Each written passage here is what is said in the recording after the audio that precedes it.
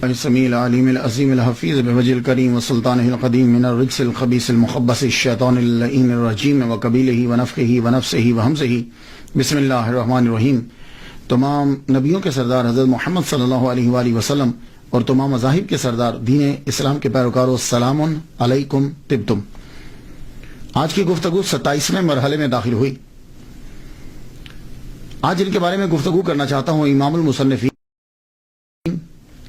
فخر المحدثین، علامہ جلال الدین السیوطی شافعی شاذلی رحمۃ اللہ علیہ۔ مسلک نام شافعی ہیں اور مشرباً شاذلی ہیں، اس لیے میں نے ان کی گفتگو جو ہے وہ ابو الحسن شاذلی رحمۃ اللہ علیہ کے بعد ان کی گفتگو شروع کر دی، لیکن زیادہ شواہدات جو ہیں وہ نہیں ملتے، یعنی ڈیٹیل سے جسے آپ کہہ سکتے ہیں وہ گفتگو نہیں ہے۔ البتہ انہوں نے شاذلیہ سلسلے کے اوپر ایک کتاب لکھی ہے، اس کے اندر تصوف پہ گفتگو کی ہے، اور خود ان کا خاندان جو ہے وہ تصوف سے گہرا تعلق رکھتا تھا۔ چونکہ علامہ جلال السیوطی رحمۃ اللہ علیہ کی مخالفت رہی اس دور کے نام و نہاد صوفیہ سے، اس لیے لوگوں نے یہ سمجھا کہ یہ صوفی نہیں تھے، تصوف سے ان کا کوئی تعلق نہیں تھا۔ آئیے گفتگو بڑھاتے ہیں۔ سب سے پہلے جیسے ہمارا معمول ہے کہ ہم سب سے پہلے دیکھتے ہیں نام پہ تھوڑی سی گفتگو ہو جائے۔ جلال الدین امام المصنفین فخر المحدثین، آپ مینی کو جانتے ہیں۔ 3 جو ہیں ٹائٹل میں دیکھتا ہوں ان کے نام کے ساتھ۔ ایک ہے السیوطی، آسویوتی، الف کے اوپر زبر، شروع میں الف ہے، السیوطی، ابن القطب اور الشاذلی، یہ 3 ٹائٹل ہیں۔ یہ جو السیوط ہے نا، اس کے تلفظ میں 2 باتیں قابل غور ہیں۔ پہلی بات تو یہ ہے کہ اکثر الف چھوڑ جاتے ہیں، سیوطی کے علامہ جلال الدین سیوطی نے یہ کہا ہے۔ یہ اصل میں آسویوت محافظہ ہے، یعنی جس طرح ہمارے ہاں صوبہ کہتے ہیں یا ضلع کہہ لیتے ہیں، ایسے سمجھ لیجیے، مثال دے رہا ہوں۔ اس طرح ایجپٹ کے اندر یہ محافظہ ہے، یعنی صوبہ سمجھ لیجیے یا ضلع سمجھ لیجیے۔ یوت آج بھی ہے یہ صوبہ۔ باقی کچھ لوگ سین کے اوپر جو ہیں وہ شد پڑھتے ہیں، السیوطی، یا کے اوپر بھی، لیکن میں نے جب دیکھا کہ ایجپٹ میں جب شہر ہے تو اس کا پروننسیشن کیا ہے، تو وہ کہتے ہیں السیوط، الف کے اوپر زبر، سین کے اوپر پیش، یا کے اوپر پیش، واو ساکن، سیوط۔ تو جب یہ چل رہا ہے تو ٹھیک ہے، باقی خیر آپ کی مرضی ہے۔ تو السیوط، اس میں چونکہ آپ پیدا ہوئے ہیں اس لیے السیوطی جو ہے وہ کہلائے، لیکن بولتے ہوئے ہم الف جو ہے وہ چھوڑ دیتے ہیں، حمزہ چھوڑ دیتے ہیں۔ دوسرا، آپ کے نام کے اندر ٹائٹل جو ہے وہ ابن القطب، کتابوں کا بیٹا، کتابوں کا بیٹا، سن آف بکس۔ یہ آپ کو کیوں کہا جاتا ہے؟ اس کی 2 ریزن ہیں۔ پہلا تو یہ سمجھ لیں کہ جب مضاف الیہ جو ہے وہ غیر جنس ہو تو پھر جنس باپ ہوتا ہے نا، غیر جنس تو باپ نہیں ہو سکتا۔ تو جب غیر جنس ہو تو پھر یہ ذہن نشین کر لیجئے کہ اس کا معنی، ابن کا معنی اس وقت سن نہیں کریں گے، پھر یہ ہوگا کہ اس کو سن اس لیے بول دیا جاتا ہے کہ اس کے ساتھ تعلق بڑا گہرا ہوتا ہے۔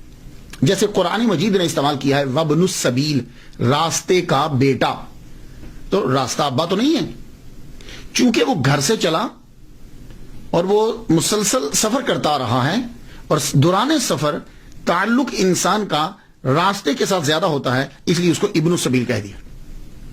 سمجھ آگی؟ اسی طرح ابن الوقت کہتے ہیں، وقت کا بیٹا۔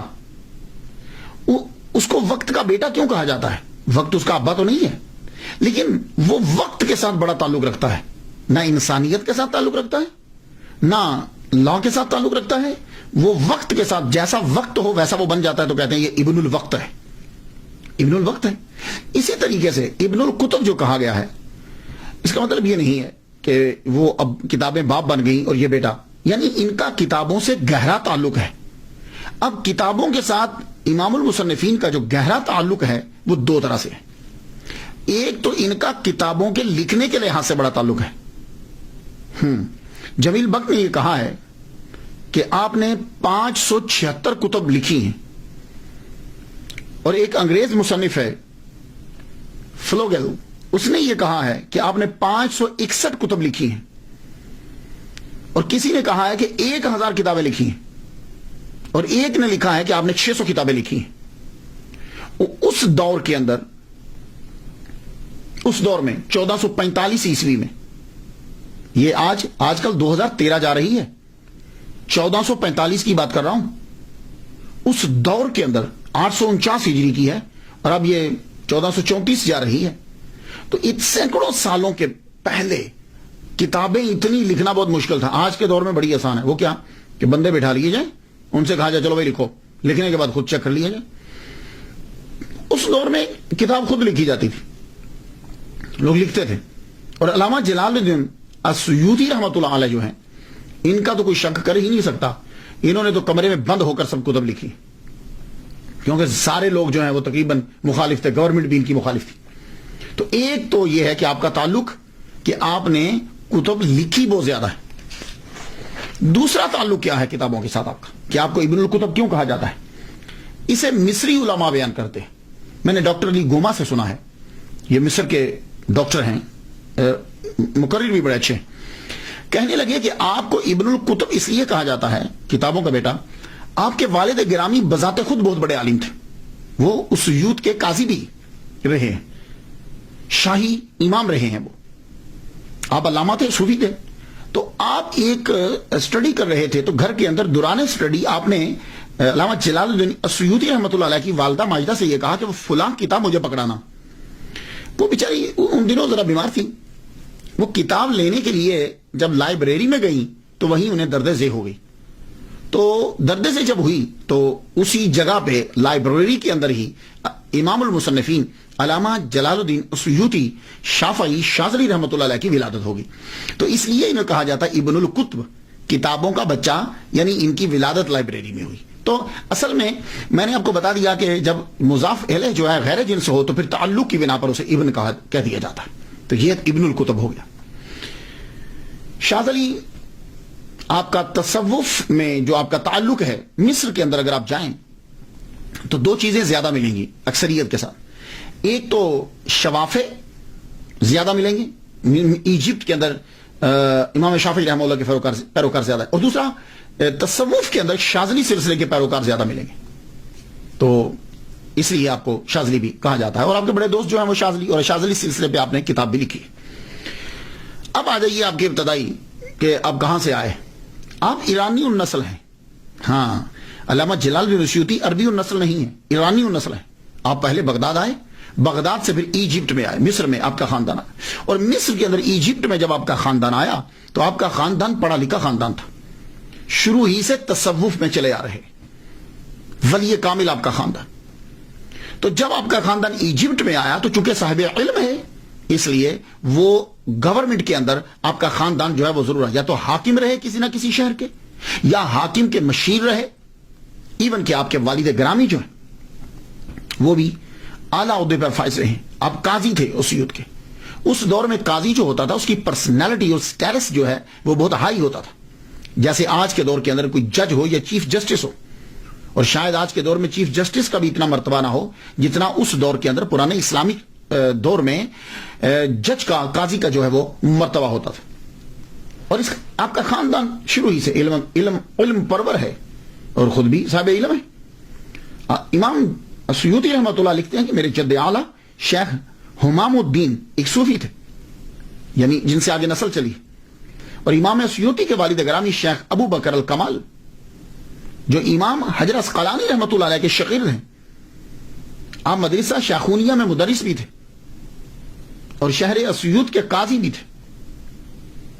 امام السیوطی رحمۃ اللہ کے والد گرامی جب فوت ہوئے تو آپ اس سے اندازہ لگائیے کہ اس دور کا جو خلیفہ ہے قائم بامر اللہ، وہ آپ کے جنازے کے ساتھ چلا، اور امام جلال الدین السیوطی رحمۃ اللہ علیہ کے والد گرامی کے جنازے کو کندھا دیا اور قبرستان تک گیا۔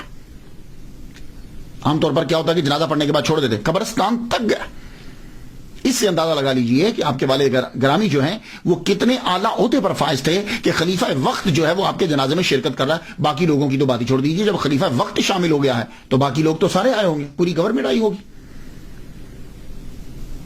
علامہ جلال الدین اسیوطی شافعی شاذلی رحمۃ اللہ علیہ کا اصل نام جو ہے وہ عبد الرحمن ہے, اور آپ کے والد گرامی کا نام الکمال ابو بکر ہے. ایک جگہ میں نے ابو بکر پہلے پڑھا اور الکمال بعد میں, اور ایک جگہ الکمال پہلے اور ابو بکر بعد میں. یہ آپ کے والد گرامی کا نام. اور یہ شافعی ہیں, آپ کے والد گرامی بھی شافعی مسلک کے تھے. 855 ہجری کو سفر بروز سوموار ان کا انتقال ہوا.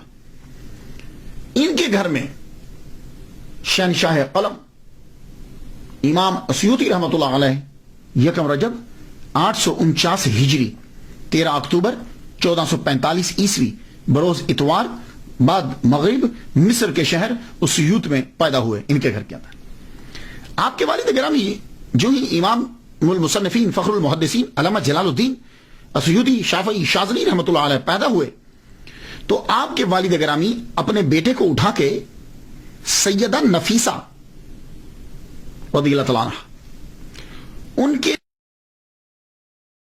مزار کے پاس ایک مجذوب رہا کرتے تھے شیخ محمد, ان کے پاس لے گئے.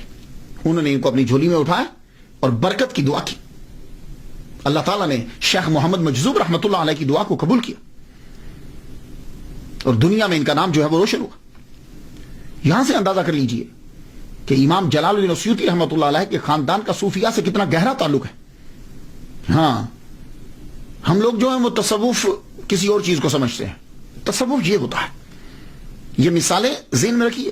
ہم نے صرف ان کو ایک مصنف اور ایک مقرر اور مدرس کے نام سے متعارف کروایا. بہت بڑے صوفی ہیں. والد جب آپ کی عمر 5 سال کی ہوتی ہے تو والد کا انتقال ہو گیا. عمر 5 سال ہوئی تو آپ کے والد گرامی کا انتقال ہوا.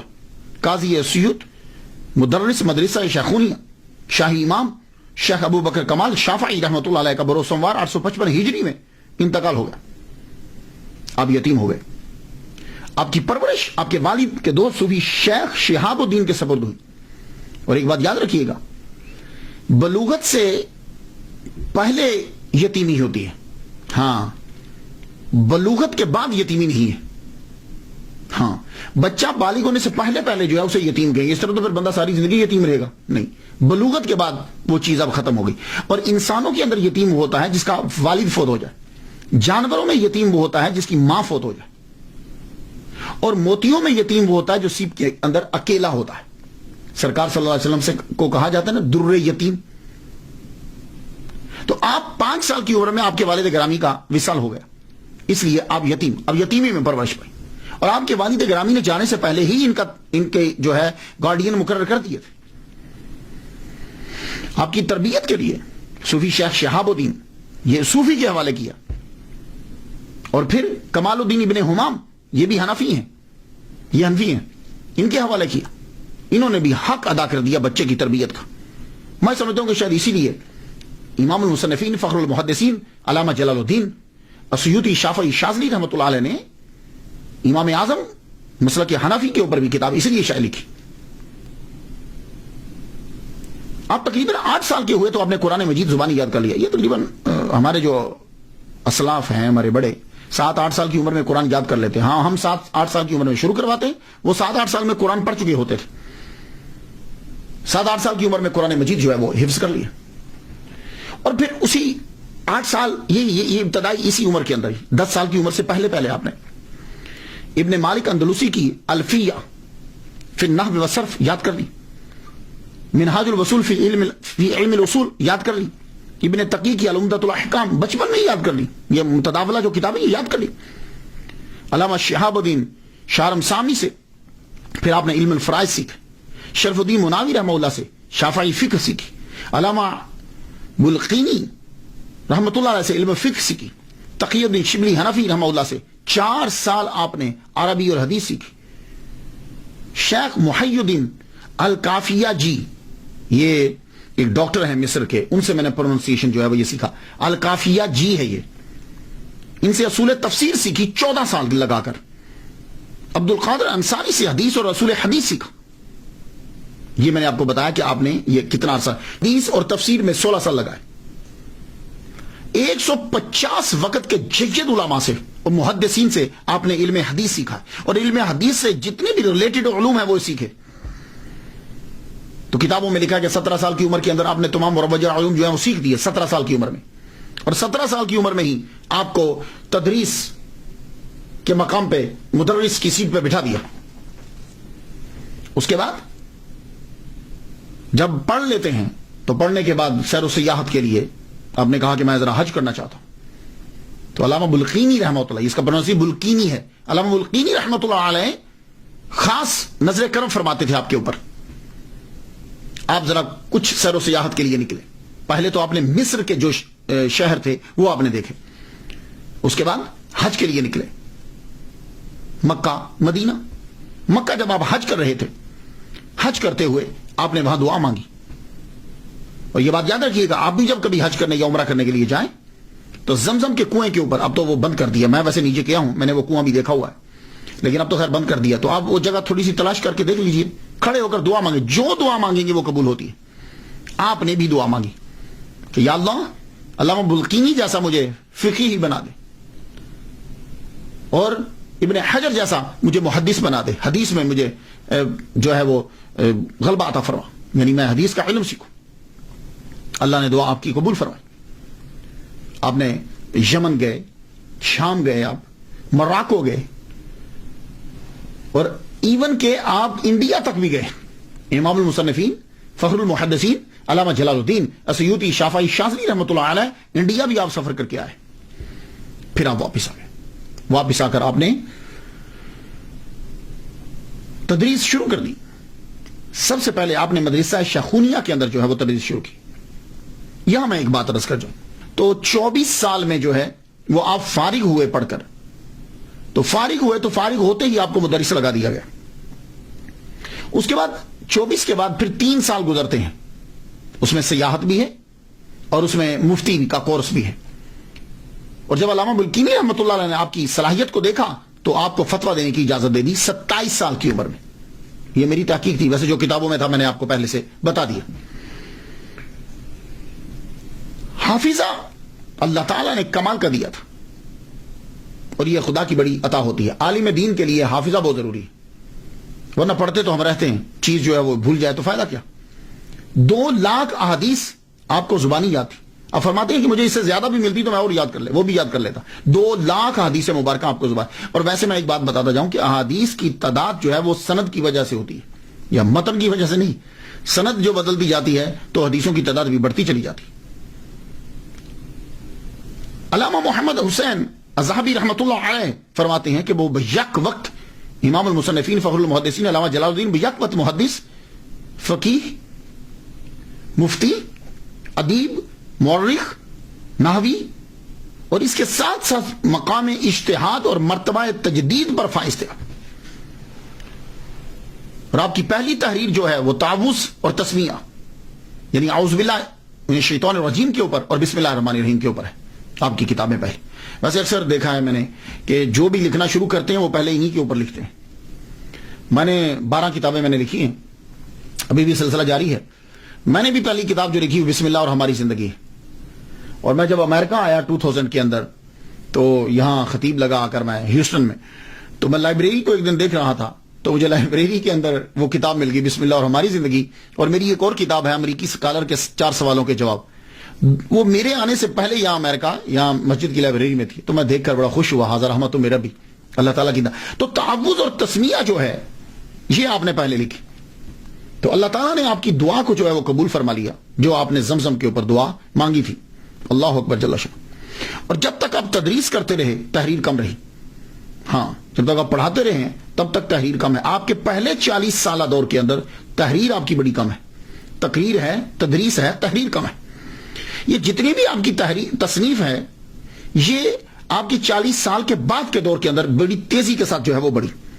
اللہ تعالیٰ نے آپ کو لکھنے کی بڑی صلاحیت عطا فرمائی, اور آپ کہہ سکتے ہیں کہ یہ کرامت ہے. اور میں بھی علامہ جلال السیوطی رحمۃ اللہ علیہ اور اولیاء کرام کی جو کتابیں لکھی ہیں ان کو ان کی کرامات میں تسلیم کرتا ہوں میں، اور یہ ان کی سب سے بڑی کرامتیں ہیں، یہ بات یاد رکھیے. یہ جو ان کی کتاب ہوتی ہے یہ، لیکن ہمارے ہاں کیا ہوتا ہے کہ ہمارے ہاں جو مصنف ہو یا جو تقریریں کرتا ہو اسے لوگ کم ہی ولی مانتے ہیں، یا اسے ولی نہیں مانیں گے. ہمارے ہاں کوئی ایک علیحدہ سا ہمارا ایک تصور ہے، تحریر کے اندر اور تدریس کے اندر، تقریر کے اندر مشغول ہو جاتا ہے، ہم اسے اس طرح کا ولی کامل نہیں مانتے. حالانکہ میرا وجدان یہ کہتا ہے کہ جو کتاب ہے یہ وہ دکھائی ہوئی کرامت سے زیادہ بڑی ہوتی. داتا گنج بخش علی حجویری رحمۃ اللہ علیہ، آپ نے خانہ کعبہ لوگوں کو دکھا دیا تھا، لیکن میں ان کی کتاب کشف المحجوب کو اس کرامت سے بڑی کرامت مانتا ہوں، کیونکہ جن لوگوں نے خانہ کعبہ دیکھا تھا وہ تب کے تھے.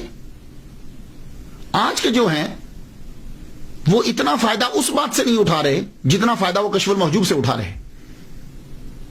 میں جس لحاظ سے بات کر رہا ہوں، مخالفت کرنے والے تو بیان عجیب طریقے سے کریں گے، لیکن میرے نزدیک ولی کامل کی لکھی ہوئی کتاب جو ہے وہ اس کی سب سے بڑی کرامت ہوتی. اب لوگوں کی ذہنیت کا اندازہ آپ اس بات سے لگا لیجئے. پیر میر علی شاہ صاحب بڑے زبردست بزرگ ہیں. پیر میر علی شاہ صاحب نے مرزائیوں کا ناطقہ بند کر کے رکھ دی. آپ نے کتابیں لکھنا شروع کر دی تو لوگوں نے جا کے خواجہ اللہ بخش توسیع رحمۃ اللہ علیہ کو جا کے شکایت لگا دی کہ پیر صاحب گولڑا شریف جو ہیں مولویوں کی طرح قادیانیوں سے الجھ پڑے ہیں، صوفیاء کو مناظروں سے کیا کام. سن رہے ہیں آپ کہ یعنی پیر میر علی شاہ صاحب کی جا کے شکایت لگائی کہ صوفیوں کا کیا کام ہے مناظرے کرنا اور کتابیں لکھنا. لو یہ ہے ایک کانسیپٹ. میں اس پس منظر میں بات کر رہا ہوں. تو پیر میر علی شاہ رحمۃ اللہ علیہ کو توسا شریف جانا پڑا. شدید گرمی کے اندر آپ تشریف لے کر گئے. جولائی کا مہینہ تھا. جولائی کے مہینے میں شدید گرمی میں آپ توسا شریف گئے پیر میر علی شاہ صاحب. آپ جب وہاں پہنچے تو جا کر خود بتلایا. اب آپ وہ جملے میں آپ کی نظر کرتا ہوں، سن لیجیے. دوران گفتگو عرض کیا، حضور میں مناظرہ کرنے میں معذور ہوں. حضور جس طرح مرزائی دلائل دیتے ہیں، اگر کوئی صاحب علم تردید کر سکے تو مجھے مناظرہ کرنے کی ضرورت ہی نہیں. اگر مسلمان ہی نہ رہیں گے، اب یہ جملہ سنا پیر میر علی شاہ صاحب نے کیا کہا، اگر مسلمان ہی نہ رہیں گے تو صوفیاء کرام تصوف کی تعلیم کسے دیں گے؟ تو تقریر اور کتاب بہت ضروری ہے. اس لیے میں ولی کامل کی کرامات میں سے سب سے بڑی کرامت ان کی تقریر کو اور ان کی تحریر کو سمجھتا ہوں. عوام الناس کے نزدیک کتابیں جو تعبد لوگوں کو فائدہ دیتی ہیں اور روحانی تقاریر جو اکثریت کو فائدہ دیتی ہیں کرامت نہیں ہوتی، اور نہ ہی ایسے عالم کو اولیاء میں تحریر کرتے، ان کو علماء اور مولویوں میں شامل کرتے. میرے نزدیک علامہ سید جزولی رحمۃ اللہ علیہ کی دلائل الخراج جو ہے وہ ایک بہت بڑی کرامت ہے. میرے نزدیک امام بصیری شاذلی رحمۃ اللہ علیہ کا قصیدہ بردہ ایک بہت بڑی کرامت ہے. میرے نزدیک علامہ ابو الحسن شاذلی رحمۃ اللہ علیہ کا حزب البار ایک بہت بڑی کرامت ہے. میرے نزدیک امام جلال الدین السیوطی رحمۃ اللہ علیہ کی الاتقان اور آپ کی دوسری کتب یہ بہت بڑی کرامت ہے. میرے نزدیک پیر میر علی شاہ صاحب کی کتب بہت بڑی کرامت ہے. میرے نزدیک پیر کرم شاہ صاحب کی لکھا ہوا قرآن مجید کا ترجمہ بہت بڑی کرامت ہے. میرے نزدیک تفسیر نعیمی مفتی احمد یار خان نعیمی رحمۃ اللہ علیہ، ان کی یہ کتاب تفسیر نعیمی بہت بڑی ان کی کرامت ہے. یہ بات یاد رکھیے گا.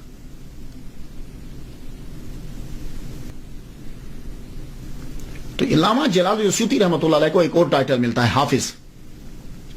یہ جو حافظ کا ٹائٹل ہے یہ بھی آپ کو ملا. حافظ کیسے کہتے ہیں؟ حافظ تین کے لیے استعمال کیا جاتا ہے، دھیان سے سن لیجیے. حافظ کہتے ہیں عام طور پر جو قرآن مجید یاد کرے ہم اس کو حافظ کہتے ہیں، وہ بچہ حافظ ہوتا ہے. ایک حافظ وہ ہوتا ہے نبینا کو بھی حافظ بولتے ہیں.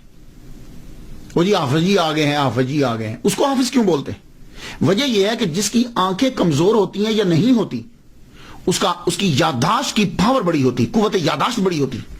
آپ نے نبیناؤں کو دیکھا ہے بڑی جلدی یاد کر لیتے، تو اس کو بھی شاید حافظ جی اس لیے کہہ دیتے ہیں کہ وہ یاد بڑی جلدی کرتا ہے. اور یا یہ وجہ ہوگی کہ جتنے پرانے دور میں نبینا ہوتے تھے وہ زیادہ تر حافظ قرآن ہوتے تھے.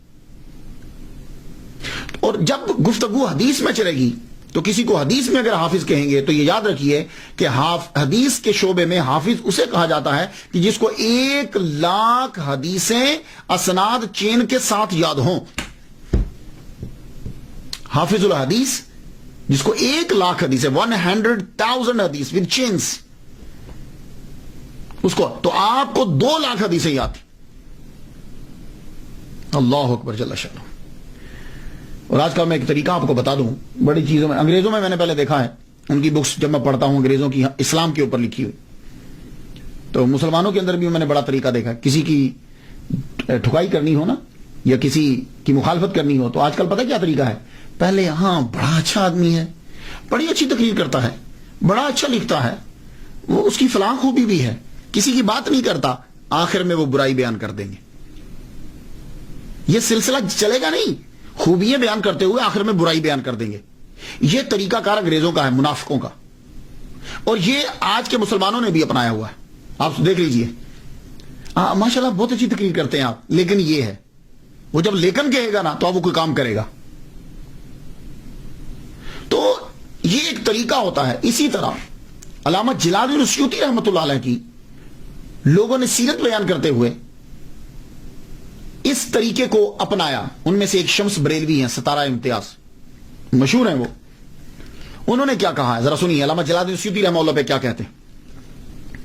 کہتے ہیں آپ نیک سیرت اور زاہدانہ طبیعت کے مالک تھے. سن رہے ہیں جملہ, نیک سیرت اور زاہدانہ طبیعت کے مالک تھے, مگر آپ کے اندر عاجزی و انکساری کا مادہ کم تھا. یہ شمس بریلوی ستارہ امتیاز سیرت لکھ رہے ہیں. اب آپ مجھے بتا دیجئے, نیک سیرت تھے علامہ جلال الدین, زاہدانہ طبیعت تھی علامہ جلال الدین کی, لیکن ان کے اندر عاجزی و انکساری کا مادہ کم تھا. تو جب عاجزی و انکساری کا مادہ کم ہوگا, اب انہوں نے یہ نہیں بتایا کتنا کم ہے, اب جب وہ کم ہوگا تو جب ایک چیز کا اثبات ثابت نہیں ہو رہا تو نفی ثابت ہوگی, اس کی جو دوسری سمت ہے وہ ثابت ہو جائے گی. تو جب عاجزی و انکساری کا مادہ کم ہے تو پھر تکبر کا مادہ ہوگا, یہی ہوگا نا. اب مجھے سمجھ نہیں آتی کہ لوگ جب اس قسم کی تعریف کرتے ہیں ان کا مقصد کیا ہوتا ہے. 10 صفات کسی کی گنوا کر آخر میں اگر تم اس کی توہین کر رہے ہو, کوئی خامی بیان کر رہے ہو, تو یہ اسی طرح ہی ہے کہ کسی آدمی کو دودھ کا بھرا ہوا پیالہ دیا جائے, بیچ میں ایک مینگنی ڈال دی جائے, آخر میں وہ بکری کی مینگنی, بکری کا دودھ کا پیالہ بھرا دے دیا جائے, اور آخر میں ایک مینگنی ڈال دی جائے, لے لیجیے جی پیالہ بہت اچھا ہے, دودھ بڑا اچھا ہے, بیچ میں مینگنی تھی, کون پیے گا بھائی؟ یہ کیا طریقہ ہے؟ یہ آج کل طریقہ ہوتا ہے کہ اپنی بھڑاس نکالنے کا اور بتانے کا کہ ہمارے پاس بڑا علم ہے. علامہ جلال الدین السیوطی رحمۃ اللہ علیہ کے بارے میں جب یہ کہا جائے گا کہ آپ کے اندر عاجزی و انکساری کا مادہ کم ہے, تو میں یہ پوچھنا چاہوں گا کہ جن کے اندر عاجزی و انکساری کا مادہ کم ہے ان کے اندر تکبر ہے, تو کیا تکبر والے آدمی کو محمد مصطفیٰ صلی اللہ علیہ وسلم نے جاگتے ہوئے 70 مرتبہ اپنی زیارت کروائی ہے؟ خدا کا خوف کیا کرو یار. جب بزرگوں کی بات کوئی بیان کرنے لگو تو اچھی چیزیں بہت ساری ہوتی ہیں, بہت اچھی چیزیں ہیں, ان کو بیان کرو. انور شاہ کاشمیری نے یہ بیان کیا ہے, 20 سے زائد مرتبہ جاگتے ہوئے حضور صلی اللہ علیہ وسلم کا دیدار ہوا ہے. تو جس میں عاجزی و انکساری کا مادہ کم ہے, جو استادوں کا مذاق اڑاتا ہے, جو استاد اساتذہ کو اپنے سے کم سمجھتا ہے, حضور اس کو دیدار کروائیں گے. کیا کہنے, مزہ تو آیا نا سیرت بیان کرنے کا. اور اعتراض کیا ہوگا؟ وہ ایک واقعہ ہے, اب پتہ نہیں اس میں اندر سچائی کتنی ہے اس واقعے کے اندر, میں نہیں جانتا, کیونکہ اولیاء کرام اور ان کے بارے میں جب واقعات بیان کیے گئے ہیں اس کی اتنی جانچ پڑتال نہیں ہوئی جتنی احادیث کے اوپر جانچ پڑتال ہوئی ہے, اتنی ان پہ نہیں ہوئی. جی وہ کستلانی جو تھے شہاب الدین, انہوں نے ان کی کتابوں سے چرا کے جو ہے نا وہ مواہب الدنیا والے معافی مانگنے کے لیے آئے. تو جب معافی مانگنے کے لیے آئے, یہ اندر بیٹھے ہوئے تھے, انہوں نے دروازہ کھٹکھٹایا تو کہا جی میں کستلانی ہوں تو مجھے معاف کر دیجیے. آپ نے کہا جاؤ, میں نے معاف کیا, دروازہ نہیں کھولا, تو پتہ چلا آپ میں تکبر بڑا ہے. میری بات سمجھ رہے آپ بھائی؟ اس سے کہاں سے, اب ذرا پوری بات سنیے گا, میں آپ کو بتلاتا ہوں. علامہ جلال الدین السیوطی رحمۃ اللہ علیہ, آپ کے پاس امام بائہقی رحمۃ اللہ علیہ کی کتب تھی. آپ صرف آپ تھے ایجپٹ کے اندر کہ جن کے پاس ان کی کتب تھی. آپ نے ان سے لکھ کر آپ نے ٹاپک بنایا حضور کی سیرت کا. کستلانی نے مواہب الدنیا کے اندر علامہ جلال الدین السیوطی کا نام لکھے بغیر ڈائریکٹ لکھ دیا, امام بائہقی کا حوالہ دے دیا. آپ نے پوچھا کہ آپ نے کیوں لکھا ہے یہ کستلانی جو ہیں یہ 2 سال چھوٹے ہیں ان سے, ایک بات، ایک تو امام جلال الدین السیوطی رحمہ اللہ سے چھوٹے ہیں، ٹھیک ہے. دوسری بات، امام جلال الدین السیوطی کی کتب پڑھنے والے ہیں، ٹھیک ہے. اور جو کتاب پڑھنے والا ہو یا ڈائریکٹ پڑھنے والا، دونوں شاگرد ہوتے ہیں. تو گویا کہ امام جلال الدین السیوطی قسطلانی کے استاد ہوئے، رائٹ. اچھا، تیسری بات کہ آپ کا نام لیے بغیر آپ کا چرا کر اپنی کتابوں میں لکھ رہے ہیں، یہ مسٹیک ہے، ٹھیک ہے. اور آج بھی یہ جرم ہے. عدالت کے اندر یہ ثابت ہو گیا اور آپ نے یہ اقرار بھی کر لیا. تو امام جلال الدین السیوطی رحمہ اللہ نے کہا کہ بھائی تم میرا نام لکھ دیتے، میں تمہیں تھوڑی منع کرتا، میرا نام لکھ دیتے، اس کا تمہیں فائدہ ہوتا. ایک تو پتہ چل جاتا کہ عبارت پکی ہے، پختہ ہے. دوسرا، آپ کے پاس یہ کتابیں ہی نہیں ہیں تو سرقہ کا الزام آپ کے اوپر نہ لگتا. اب وہاں سے چلے گئے. جب چلے گئے تو ایک دم خیال آیا، قسطلانی رحمہ اللہ کو خیال آیا، یار یہ بات میرے من میں کھٹکتی رہے گی. سر سے پگڑی اتاری، پاؤں سے جوتا اتارا، سیدھا ننگے سر اور ننگے پاؤں، بڑے علامہ ہیں بھائی، امام جلال الدین السیوطی رحمۃ اللہ کے گھر چلے گئے. دروازہ کھٹکھٹایا. کون؟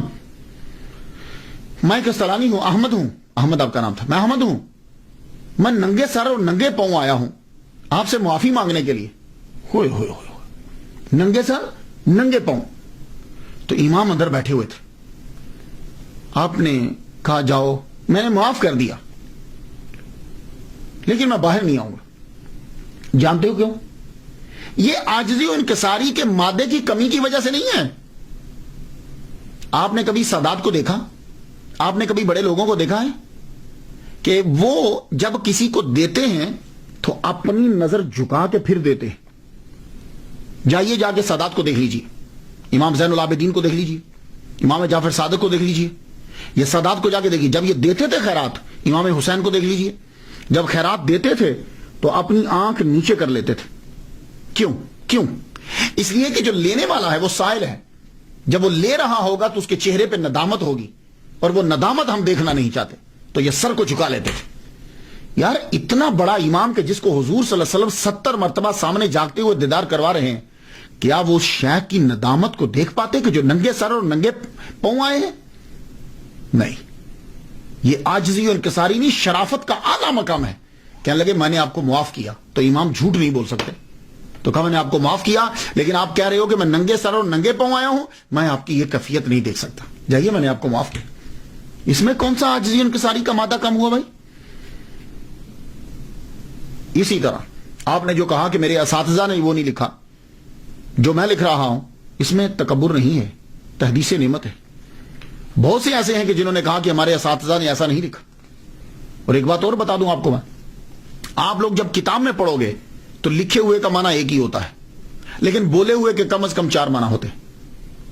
ہاں، جب کوئی چیز لکھ دی جائے گی تو اس کا معنی ایک ہی ہوگا، لیکن جب کوئی چیز بولی جائے گی تو سننے والا سمجھے گا کہ یہ جو جملہ بولا جا رہا ہے اس کا معنی کیا ہے. جیسے میں اگر کہوں تم جا رہے ہو، اب اس کے 4 معنی ہیں. تم جا رہے ہو، یہ 4 معنی بنیں گے. تم جا رہے ہو، کوشچن. تم جا رہے ہو، خبر. تم جا رہے ہو، آرڈر. تم جا رہے ہو، تنزیہ. تو ایک ہی جملہ جو ہے اس کے 4 میننگ بن سکتے ہیں کہ خبر دی جا رہی ہے، طنز کی جا رہی ہے، پوچھا جا رہا ہے یا حکم دیا جا رہا ہے. تو علامہ جلال الدین السیوطی رحمۃ اللہ علیہ نے جب اس جملے کو بولا تو لکھا ہوئے کو ہم نہیں سمجھ سکتے.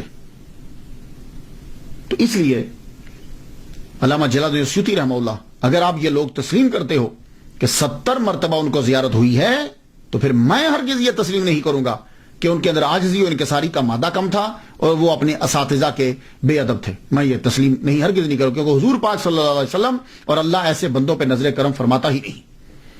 تو دونوں میں سے ایک چیز نکالنا پڑے گی، اور یقیناً دوسری نکالیں گے، پہلی نکل نہیں سکتی. اور تیسری بات سن لیجئے، وہ یہ ہے کہ بہت سے ایسے ہمارے امام ہیں کہ جن کی زندگی مخالفت میں گزری.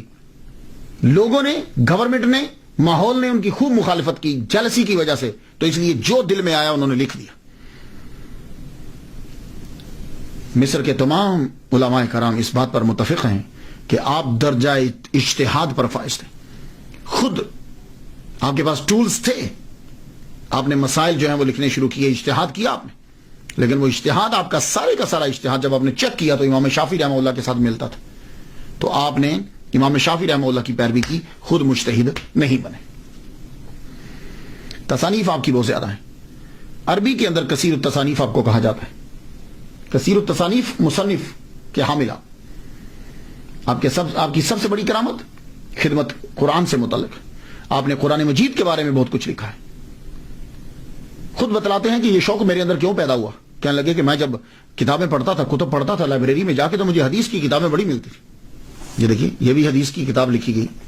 اعلیٰ حضرت عظیم البرکت کی جامع الحدیث سے مکمل ان کی جو حدیث لکھی ہوئی ہیں وہ جمع کی. حدیث کی کتابیں بڑی ملتی تھی, لیکن قرآن کے بارے میں کتابیں بہت کم ملتی تھی. میں نے اپنے اساتذہ کی کتابیں پڑھی, اقرار کرتے ہیں وہ, میں نے اپنے اساتذہ کی کتابیں پڑھی, چھوٹی چھوٹی ہوتی تھی. ضرورت تھی کہ اسے اور وسیع کیا جائے. لو, اس میں کیا بے ادبی ہے, اس میں کیا بے ادبی ہے کہ اسے اور وسیع کیا جائے. تو پھر میں نے وہ کتب پڑھی, پڑھنے کے بعد میں نے ان کو اور وسیع کیا. پھر میں نے کچھ کتابیں پڑھی کہ میں نے جب کتابوں کو پڑھا تو مجھے لگا کہ ابھی بہت کچھ ہے میرے لیے کہ جو میں اور لکھ سکتا ہوں اس کتاب کے اوپر.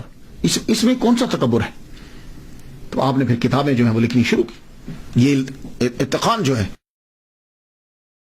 اگر آپ تفسیر لکھنا چاہیں گے تو آپ کو اس کتاب کی بڑی اشد ضرورت پڑے گی. الاتقان جو ہے فی علوم القرآن, علامہ جلال بن السیوطی رحمۃ اللہ علیہ کی کتاب. اس کے بغیر کہاں لکھیں گے آپ تفسیر کو.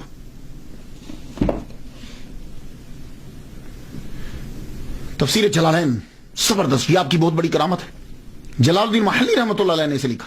پھر 40 دن کے اندر, ان کی وفات کے بعد 40 دن کے اندر آپ نے تفسیر جلالین اسے مکمل کر دیا. تفسیر کو جلالین میں نے 2 جلال, جلالین تسنیہ کا صیغہ ہے, 2 جلال, ایک جلال الدین محلی, پھر اس کے بعد انہوں نے لکھی التبحیر فی علوم التفسیر, کشف الظنون, مجمع البحرین و مطلع البدرین, لباب المنقول فی اسباب النزول, مترک الاقران فی اعجاز القرآن, ترجمان القرآن, الاقلیل فی استنباط التنزیل. یہ آپ کی کتب ہے. پھر علم حدیث کے اندر آپ نے کتابیں لکھی. جمع الجوامع,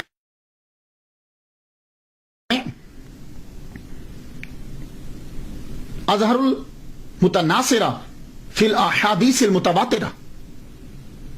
اس میں آپ 100 حدیث ایسی جمع کی ہیں کہ جن کو حضور صلی اللہ علیہ وسلم کے 10 صحابہ نے تواتر کے ساتھ بیان کیا. شارح بھی آپ غضب کے تھے. مسلم شریف چھوڑ کر بخاری, ترمذی, نسائی, ابن ماجہ, موطا, اس کی شروعات آپ نے لکھی.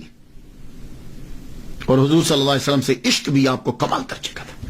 اور یہ عشق کا نتیجہ ہے کہ سرکار نے آپ کو دیدار کروایا. اور اس عشق کی مثال آپ نے کیا دی, اس کا اظہار کس طرح کیا کہ حضور صلی اللہ علیہ وآلہ وسلم کے ماں باپ کے اوپر اعتراضات آج تک ہوتے ہیں. حضور صلی اللہ علیہ وسلم کے ماں باپ, حضور کی والدہ ماجدہ کی قبر بالکل مسمار کر دی گئی. اس کے اوپر کبھی روڑی پھینک دیتے ہیں, کبھی اس کو بالکل مٹا دیتے ہیں. آپ نے 6 رسالے حضور صلی اللہ علیہ وسلم کے ماں باپ کے ایمان پر لکھے. اللہ اکبر, یہ ہے عشق. اور میرا وجدان یہ کہتا ہے کہ جتنا آپ نے لکھا ہے آپ ہی ہیں جنہوں نے لکھا ہے. حضور صلی اللہ علیہ وسلم کی والدہ ماجدہ کے اوپر بہت کم لکھا گیا. 1993 کے اندر میں نے عرس آمنہ ایسے ہی کوئی اشارہ یا القاء ہوا 10 اپریل کا. مجھے 1993 سے میں نے شروع کیا حضرت آمنہ رضی اللہ تعالی عنہا کا عرس. اور آج بھی, یہ آج 10 اپریل ہے, 10 اپریل کو پاکستان کے اندر کئی جگہ پہ عرس جو ہے وہ ہو چکا ہے. میں نے اس کی پیر محل میں 1 کروڑ مرتبہ, 1 کروڑ مرتبہ, بہت بڑا مدرسہ ہے, 1 کروڑ مرتبہ سارا سال پڑھتے رہتے ہیں. درود شریف سرکار کی والدہ ماجدہ کے لیے پڑھا گیا. اسی طرح گجرات کے اندر بھی ہوا ہے. علامہ حنیف جلال پوری صاحب نے جو ہے وہ بہت بڑا عرس کیا. میرے والد گرامی کے مزار پر جو ہے سید طالب حسین شاہ رحمۃ اللہ علیہ, ان کے مزار پر جو بہت بڑا کل جلسہ ہوا ہے. تو اب یہ آہستہ آہستہ یہ پھیلتا جا رہا ہے. میرے والد گرامی کے مزار پر تو یہ درود شریف میں نے خود لکھوایا. لکھو اللہم صلی علی سیدنا محمد و آبا و محمد و آل محمد و صحاب محمد و بارک وسلم. میں نے کتاب جب لکھی, میں نے پڑھا ان کو, پھر اس کے بعد میں نے کتاب لکھی, کتاب کا نام ماں ہے. وہ اس کو میں ڈیڈیکیٹ جو ہے وہ میں نے کیا سرکار کی والدہ محترمہ کو. اور میں نے الحاوی للفتاوی علامہ جلال الدین السیوطی رحمۃ اللہ علیہ, اس کے اندر ایک حدیث مبارکہ لکھی ہے کہ حضور فرماتے ہیں کہ میں عشاء کی نماز پڑھ رہا ہوں اور میں فاتحہ پڑھ چکا ہوں. میری والدہ مجھے آواز دیتی تو میں فاتحہ روک کے, نماز روک کے پہلے ماں کی بات سنتا, پھر میں آ کے نماز پڑھتا. تو میں نے اس سے لکھا کہ حضور کتنا ادب کرتے ہیں کہ حضور کے لیے ان کی والدہ, اللہ کے بعد ان کی والدہ ان کے لیے درجہ رکھتی. تو ایک مولوی نے میرے خلاف کتاب لکھ دی, کفر کا فتویٰ دے دیا, کتاب لکھ دی, ایک بندے کو بھیج دیا مجھے قتل کرنے کے لیے بھی.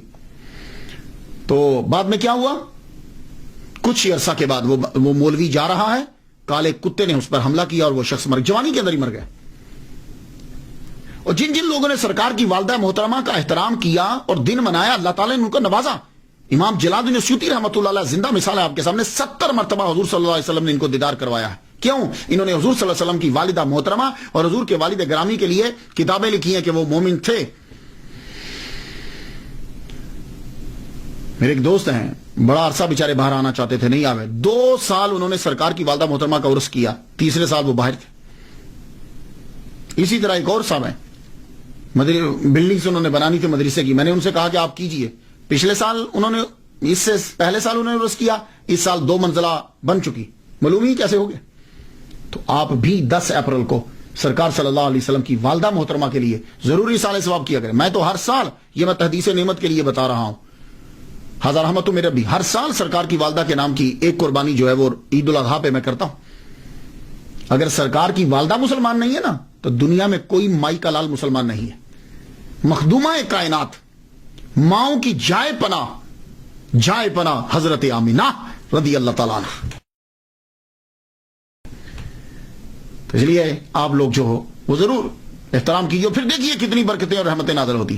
محمد صلی اللہ علیہ وسلم کو اپنی والدہ سے بڑا پیارا ہے. تو حضرت آمینہ رضی اللہ تعالیٰ عنہ، ان کے بارے میں کتب جو ہیں وہ انہوں نے لکھی. امام المصنفین علامہ جلال الدین سیوطی رحمۃ اللہ علیہ تعصب سے پاک. ہوتا کیا ہے کہ تعصب جو ہے یہ بڑھتا رہتا ہے جیلسی کی وجہ سے. لیکن آپ خود شافعی ہیں، لیکن امام اعظم نعمان بن ثابت رحمۃ اللہ علیہ پر بھی آپ نے کتاب لکھی، ان کی شان میں بھی. اسی طرح امام اعظم نعمان بن ثابت رحمۃ اللہ علیہ کے دوست امام مالک رحمۃ اللہ علیہ، مالکی فقہ کے جو بانی ہیں، ان کی شان میں بھی انہوں نے کتاب لکھی. تو تعصب سے بالکل جو ہے وہ ٹوٹلی پاک. میرے سامنے تقریباً لسٹ جو اندر پڑی، میں جو اسٹڈی کر رہا تھا، تقریباً 200 کتب ہیں. لیکن اب میں کتابوں کے اوپر گفتگو کرنا شروع کر دوں گا تو آپ کے لیے تو خیر اتنے، ہاں کوئی اسٹوڈنٹ آپ میں ہو تو پھر اس کے لیے ہے کہ وہ جا کے تلاش کر سکتا ہے، اس کو خیر مل بھی جائیں گی. تفسیر، تقریر، تدریس، حدیث، قرآن، ایمان، جسم و جان، جن و انسان، کوئی ایسا ٹاپک نہیں جس کو اس ہستی نے ٹچ نہ کیا ہو. ہر آدمی کو کسی نہ کسی طرح. واعظین ہیں، انیس الجلیس بہترین کتاب ہے. تصوف کے اوپر شاذلیہ طریقہ کی بڑی تفسیر کیا. دنیا میں جب کوئی آتا ہے تو آخر اسے جانا بھی ہوتا ہے. امام المصنفین فخر المحدثین علامہ جلال الدین سیوطی شافعی شاذلی رحمۃ اللہ علیہ. آپ کو بیبرس خانقاہ جو ہے، مسجد جو ہے اس کے ساتھ خانقاہ تھی بیبروسیہ، اس کی خانقاہ کا منتظم اعلیٰ بنا دیا گیا، ہیڈ بنا دیا گیا. تو وہ خانقاہ آپ سمجھتے ہیں، خانقاہ میں زیادہ صوفیہ کرام رہتے ہیں. آپ جب گئے تو آپ نے صوفیہ کو دیکھا، صوفی تو آپ بھی تھے، دیکھا اتنا خرچہ، ماہانہ وظیفے اعلیٰ، سب کو اکٹھا کر کے کہا دیکھو تم لوگ خود کو صوفیہ کہلواتے ہو، خرچے تمہارے عمراجت نے. آج دیکھو صوفیہ کے اندر اور تصوف کے اندر ہم نے بھی پڑھا ہے، تصوف کے اندر اس طرح کی عیاشی نہیں ہوتی. صوفیہ کرام تو توکل اسی چیز میں رہتے ہیں، اور تم لوگوں کے اتنے ماہانہ وظائف اور اتنی تنخواہیں، آپ نے ان کے ماہانہ وظائف کم کر دیے، خرچہ کم کر دیا. اس کا نتیجہ کیا نکلا؟ خانقاہ کے سارے صوفیہ جو اندر رہتے تھے نام و نہاد وہ سب آپ کے دشمن ہو گئے، اور آپ کے والد گرامی کا ایک دوست تھا وہ سب سے بڑا آپ کا دشمن ہوا، اور اتنی دشمنی بڑی ہوئی کہ بغاوت تک بات چل رہی. اور انہوں نے ایک بندے کو پیسے دے کے مقرر کیا کہ امام جلال الدین سیوطی کو قتل کر دیا جائے. آپ پر وہ شخص چاقو لے کے حملہ کرنے لگا کہ پیچھے سے کسی نے دیکھ لیا، شور کیا تو وہ بھاگ گیا. لیکن آپ کے اوپر اتنے جھوٹے مقدمات عدالت کے اندر پیش کیے گئے، اتنی سٹوریز بنائی گئی، آپ کو پولیس نے اریسٹ کر لیا. جب پولیس نے اریسٹ کیا 23 سال تک آپ المنچل میں، جسے آج کل روزۃ المقدس کہتے ہیں، 23 سال تک آپ نے چلا کاٹا. اتنا بڑا چلا ہوگا کسی کا؟ امام جلال الدین سیوطی رحمہ اللہ کو صوفی نہیں مانتے. 23 سال تک پھر آپ نے خود کو کمرے میں بند کر لیا. لوگوں سے ملاقات بہت بہت بہت ہی کم، تحائف لینے چھوڑ دیے. کوئی آتا جی میں تحفہ لے کر آیا، فرمان لگا. جن لوگوں کو یہی نہیں معلوم کہ عالم اور عارف اور جاہل صوفیہ میں فرق کیا ہے، ایسی قوم کے تحائف کو کیا لینا. طائف لیکن اس 23 سال کے اندر 22 سال کے اندر آپ نے بہت لکھا، خوب لکھا، اور سب سے زیادہ اسی عرصے میں جو ہے وہ لکھا ہے. پھر آپ کے ہاتھ کے اوپر ایک معمولی سا ورم ہو گیا تو جمعۃ المبارک کی شب 19 جمادی الاولیٰ 9/11 ہجری آپ نے وصال فرمایا. روزہ دیکھ لیجئے. لیکن میں بڑا حیران ہوتا ہوں، روزہ ان کا جو ہے وہ بڑا بسیدہ سا ہے، تالا بھی بڑا کم دیر کھلتا ہے. کوئی لوگ جاتے ہیں